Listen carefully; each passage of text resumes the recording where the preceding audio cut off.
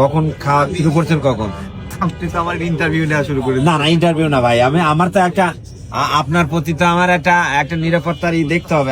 আমার একটা আছে, মানে গতকাল যে রাতে জিনিসটা আমি বলতেছি যে আপনার আমার অনশন স্টার্ট করছেন বিকেল থেকে, যতটুকু আমরা জানি। আমি গতকাল রাতে ভাত খেয়েছি আমার পরিবারের সাথে। সকালবেলা আমি নিবন্ধনের কাজে খোঁজখবর নেওয়ার জন্যই বের হয়েছি। তারপরে কোথাও এখানে অফিসে ছিলেন আপনি আপনি ঘোরাঘুরি করেছি। না, আপনার নিরাপত্তার একটা বিষয় আছে। না হ্যাঁ? না, আমি চাই আমি ভিতরে যাই, আর আপনারা হলো সবাইকে আটকে রাখেন বাহিরে।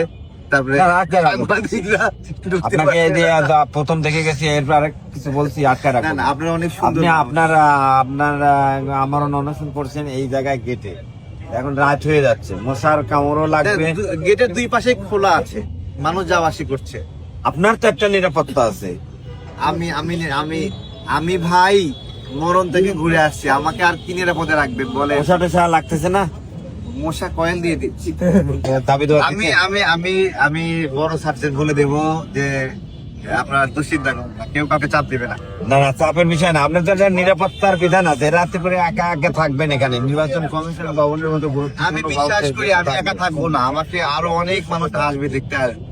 অনেক মানুষ আমাকে ঘৃণা করে, তারাও আমাকে ঘৃণা করতে আসবে, অনেক ভালোবাসে, তারাও আসবে ভালোবাসতে। ঠিক আছে, আমরা দুশ্চিন্তা করি না, একা থাকবো না। আপনি খাওয়া দাওয়া কখন করছেন? হ্যাঁ